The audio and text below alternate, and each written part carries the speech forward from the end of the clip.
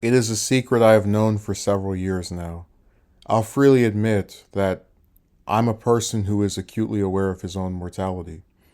I'm constantly surrounded by death. It seems like every day there's a different news report of some unlawful act that led to someone's passing, and I've had more people close to me die in the last 5 years than any other point in my life. People who, as a whole, have left an absence so great that I feel it every single day. And this video really isn't about just romantic rejection, but sort of long term effects of being denied something that I think has a time and place, and the irreversible effects of certain things never falling into place for a person that wants them. A lot of my commentary on this topic has contrasted the disparity between options for men and options for women. From Triple L to lesser memorable characters, I've had people tell me that I'm supposed to wait for some undetermined amount of time for a woman to show interest in me and then magically be different from all of my past experiences. The problem I have with this belief system is that the same people who tell you to wait forever are just going to blame you when it doesn't happen, as evidenced by Triple L's baseless claim that I would prematurely cut off a woman who was interested. If this woman actually existed, she would have materialized by now, given the number of years that have passed already. And I've never seen a woman have to wait multiple years to get a date. We'll get more into this topic later on, but there is a segment of people who form an obsession with a man's age and use it as a tool to dismiss his disillusion with seeking a romantic partner. And this is a really sexist and blatant double standard on the part of these people, especially when you consider that high school girls complain in real life and online about their boyfriends or male counterparts in general. But also, I believe there is a time and place for everything. For example, let's say a man gets his first girlfriend when he's an adult. That means he never got to date a girl when he was in high school. And going off this fact, we can assume that he didn't have a date to the prom or homecoming dances. So, contrary to what these people claim, there are things that a male experiences with females in his adolescence that cannot be replicated in his adulthood. And while I've been someone who has just accepted that this is how things have turned out, what if I really did want to go to those dances with a girl back then? What solution would there be for that missed opportunity? We sure as hell can't be born again. I've mentioned the dingbat with the baby in the past, and for this segment, please consider my perspective. You see a woman who you don't think is unattractive, but neither is she some supermodel.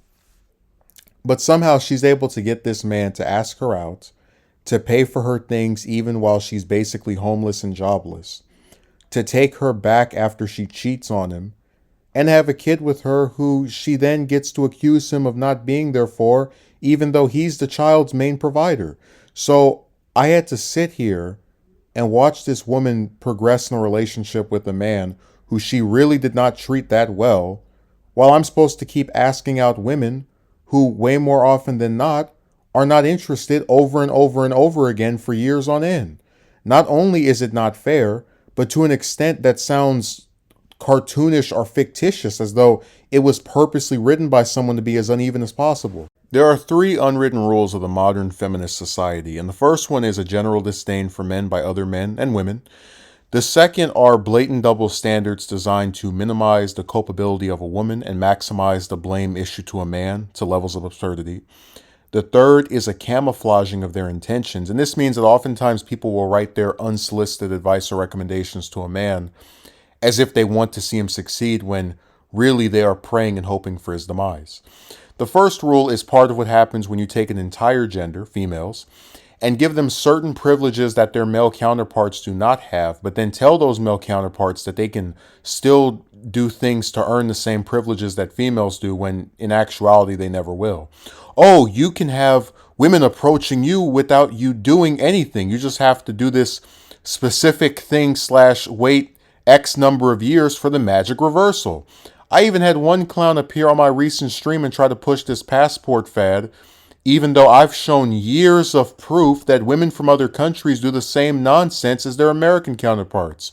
You ever try to get a passport and becoming a passport, bro? You can get a women like it isn't nothing. We should already know, at this late stage in the saga, that that isn't happening. The second rule, usually enacted with the just world fallacy, entails blaming a man for his failure, quote unquote, to get a woman to like him with little to no acknowledgement of external factors, such as the woman talking to dozens of other men, and disliking him for his ethnicity, height, or other parts of him he cannot control. The third rule is zigzagged, as you have some men who write in very nasty or distasteful tones when trying to scold another man over his romantic life, but you also have the group that gives advice under the pretense that they quote unquote care about you. You will never get me to believe that 99% of women and the men that defend them care about the man on the screen. What have any of them done for me besides run their mouths? We can't even get a woman to make a phone call once a week, but we're supposed to believe you're going to find one that loves you and will do tangible things for you the way that men do for women they find attractive all the time.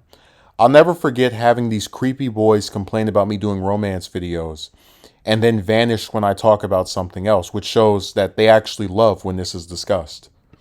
But let's talk specifically about women not caring about the man on the screen. So in my personal life, I have seen couples where the man will buy the woman utilities such as a car or computer, even oftentimes move her into his home where he pays the bills, etc. A cynical person will say the men are only doing this to make the women like them, and I don't dispute this. But at the very least, the woman is being provided with things that she needs. What did I say a short time ago? The first rule is part of what happens when you take an entire gender, females, and give them certain privileges that their male counterparts do not have, but then tell those male counterparts that they can still do things to earn the same privileges that females do. In actuality, they never will. I know that while a woman can easily find a male partner who will actually do things for her, I will never find a female partner who will actually do things for me. Ironically enough, many times you don't even have to buy expensive things for me to consider you as showing some basic humanity toward a man. But when's the last time a woman who I wasn't related to asked me if I was hungry or assisted me with getting a job or went around promoting my videos? I certainly can't remember such an occasion.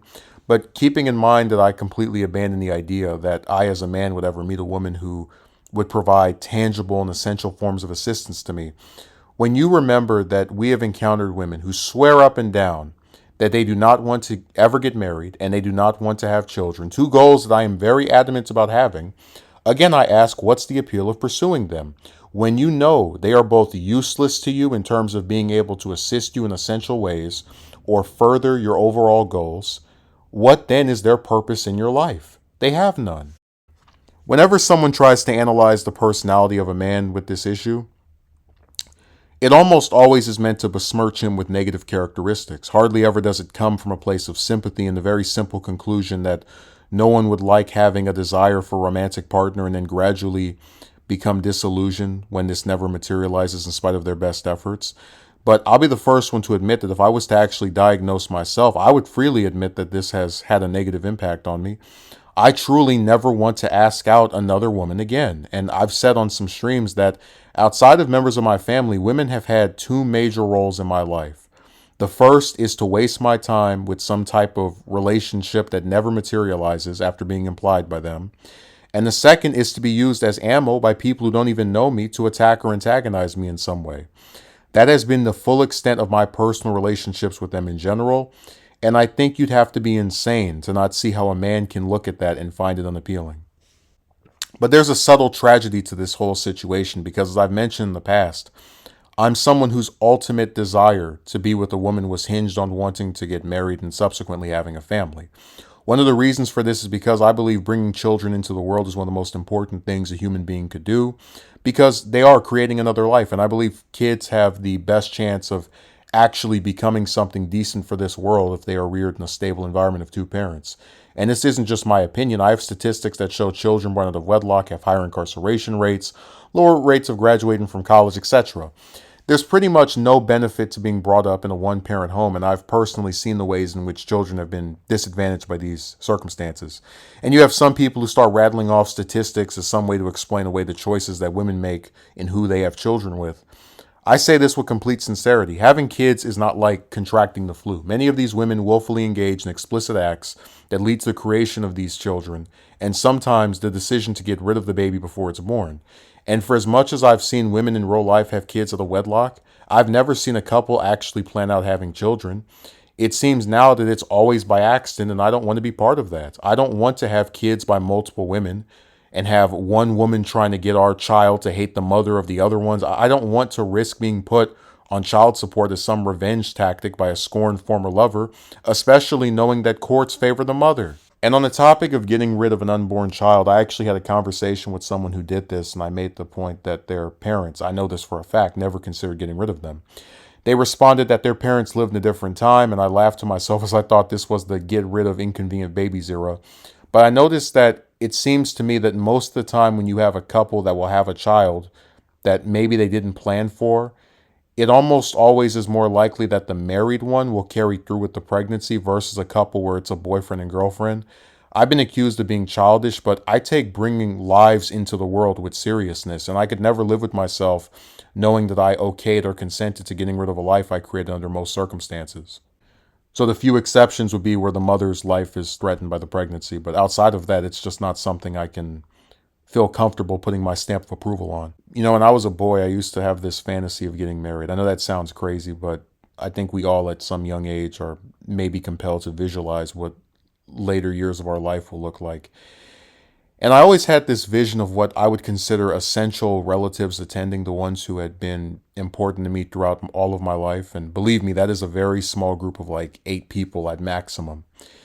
These people who had played such an impactful and important role in my upbringing, getting to see me wed someone that, you pledged to be with until death do you part, I thought would certainly give a ceremony like that further purpose and fulfillment. But knowing that multiple of these people have died in the last 5 years and that they'll never see me get married or have children does depress me. Like, it's one thing to lose someone that you love, but it's another when you start to go about the rest of your life thinking of all the things that they could have conceivably seen, but because of circumstances out of both their control and yours, it didn't come to pass during their lifetime.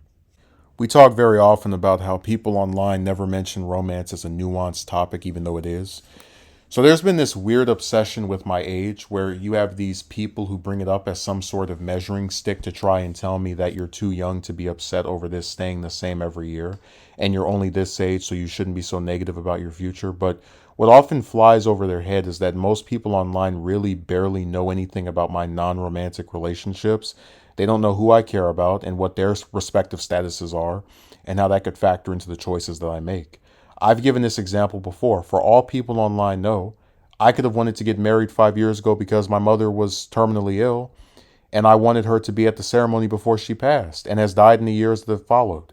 For all they know, I could have been raised by an elderly relative who I wanted to see me get married, and they have since died.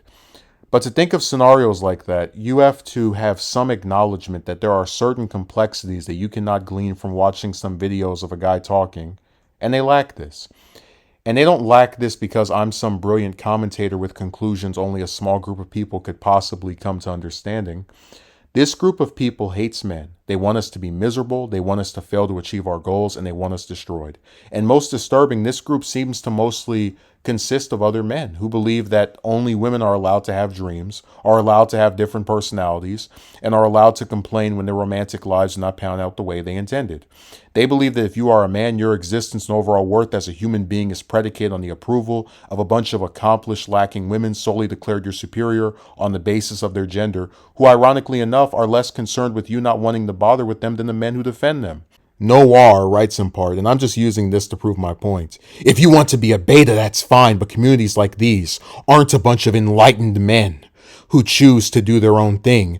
They are just a breeding ground for immature mindsets of emotionally underdeveloped individuals who have nothing to offer the world and in turn fail to attract quality women as a result. This comment wasn't written on one of my videos, but I'll address it just for the sake of tying it into my points here. Communities like these aren't a bunch of enlightened men who choose to do their own thing. Well, I've never congregated in any group, but I do believe myself to be enlightened. So according to him, if you join one of these communities, you're part of a breeding ground for immature mindsets of emotionally underdeveloped individuals who have nothing to offer the world and in turn fail to attract quality women as a result. So it's not an immature mindset to go around harassing other men because they choose to not waste their time with women who have shown they're not interested in them. And the part where this guy says emotionally underdeveloped individuals who have nothing to offer the world and in turn fail to attract quality women as a result. Well, I don't know what quality women means, since according to computer clowns, all women are too good for me and out of my league. But the part where this guy describes these men as having nothing to offer the world, who is he to decide that I have nothing to offer the world, especially coming from a guy who, as far as we know, has never done anything himself besides cry about the romantic lives of other men? That's a worthwhile contribution to society. Look, whether it's Noir or any of the guys that come in my comment section writing this garbage, these boys are a dime a dozen, as they all pretend to be these worthwhile experts on women who, if they were actually dating, they wouldn't be watching this type of content and will be forgotten the moment we stop reading their comments. I don't know how long I'm going to live, but I know I don't have unlimited amounts of time to spend talking to a bunch of women who waste my time and they're weird defenders. The proper response an individual who is not romantically attracted to me should have to my opinions on women is a non-response. It doesn't affect them. Anything else, whether it's outright blame or telling me to wait until X amount of years pass for this magic change, is actually part of an aim to make me miserable, fail to achieve my goals, and ultimately cause my death. What else could explain telling a man to do something that he does not benefit in any way from doing, and is just being used as ammunition by people who've never met him to assume BS about him, to peddle a narrative designed to blame him for things out of his control? So you'll have someone who will misinterpret what I'm saying as having a problem with disagreements, but there's some stuff that just doesn't need to be debated. Like, I wanted to get married and have a family, and some men don't want that, and that's perfectly fine. After all, you won't see me trying to argue with another man about his love life or the things I think he should do. I may have idiots online who accuse me of self-loathing or having some low amount of confidence, but I'm truly glad that I am the way I am, that I actually have goals that I'm trying to achieve and I have standards that I'm unwilling to break.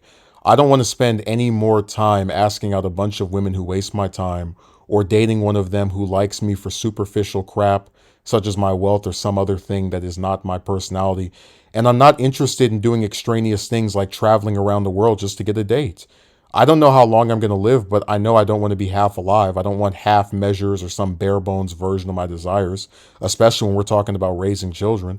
The only compromise I should have ever bothered with was waiting longer than 2015, because that was really where I started feeling the continuous isolation of just having nothing with regard to women.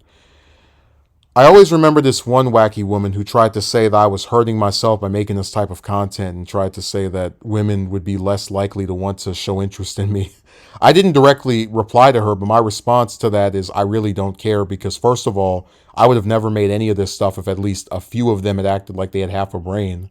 And they've already deprived me of everything I've ever wanted. I didn't get to get married. I didn't get to have a family.